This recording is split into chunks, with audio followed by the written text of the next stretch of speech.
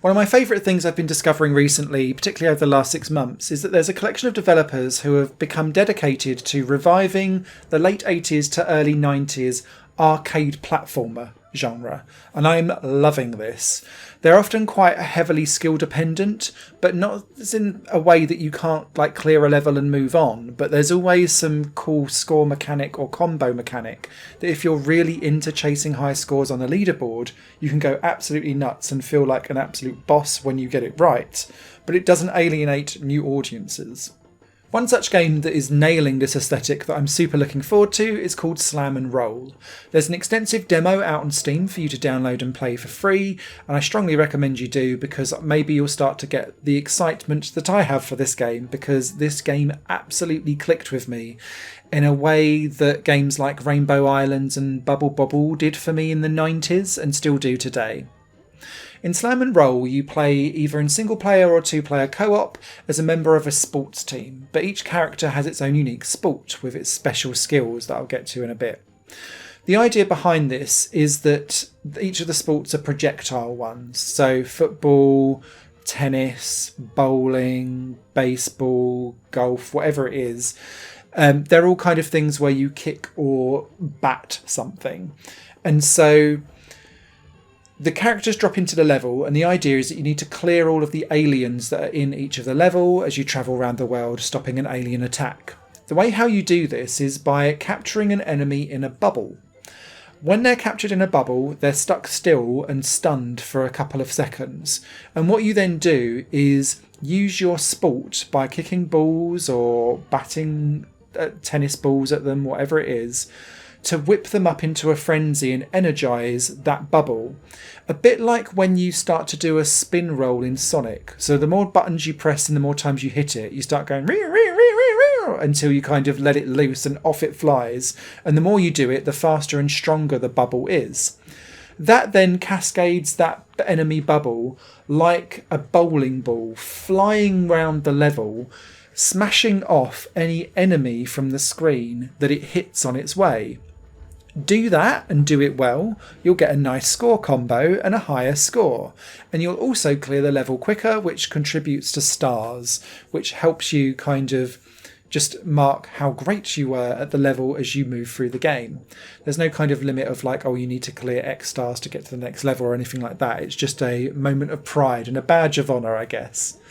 But the strategy here is deciding which enemy to flip off at any one time and how powerful you want to do some of this stuff, because sometimes it pays to have a couple of enemies just quickly sent like off very, very quickly. Sometimes it pays to just really charge it up into a frenzy and send them off.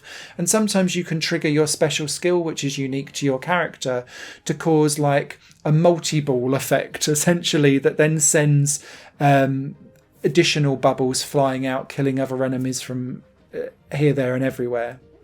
You can also do it so that you can kind of uppercut the bubble as they bounce back and forth so that they can leap up floors as well as down floors. There's a lot of depth here should you want to get into it. But what I really like about Slam and Roll is that if you don't get all of the intricacies, there's still a really hearty platform arcade game here where you can still get to the end of the levels and feel like you've done it exceptionally well, even if your high score doesn't necessarily represent that. So it's got that perfect, if you want to go for it and maximise combos and feel like a boss, you really can, but lesser capable or less intrinsically like score attack infused gamers can still have good fun with this, because it provides catchy songs, big bold graphics, really easy to understand gameplay. It gives you that visual feedback as everything's being knocked off the screen that gives you a big satisfying grin, and it just plays so nicely that I felt like I was back in an arcade in 1997 in Sega Park, just having fun with life. Ah, those were the days. And that's that kind of... Sometimes we look at these retro games with rose-tinted glasses, but what I really like about Slam and Roll and other developers that are kind of reviving this subgenre is that they aren't resting on their laurels and making things feel modern day.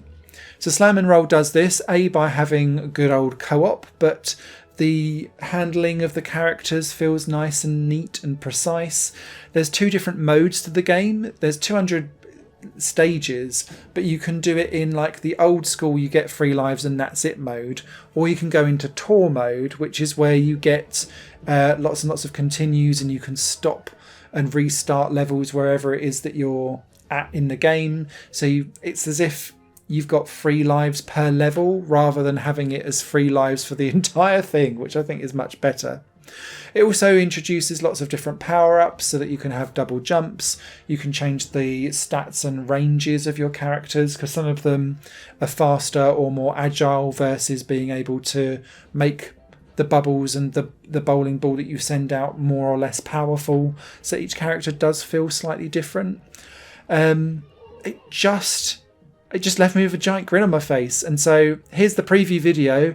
I don't hype up games very often. I'm super hyped for this, and I'll be picking it up on day 1 without question, because the demo just left me wanting more in the best way possible. So yeah, that's Slam and Roll.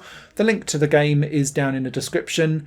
There is a free downloadable demo so that you can try it out for yourself, and don't forget to wishlist it, because that always helps out devs, particularly in an algorithmic world. Take care, bye for now.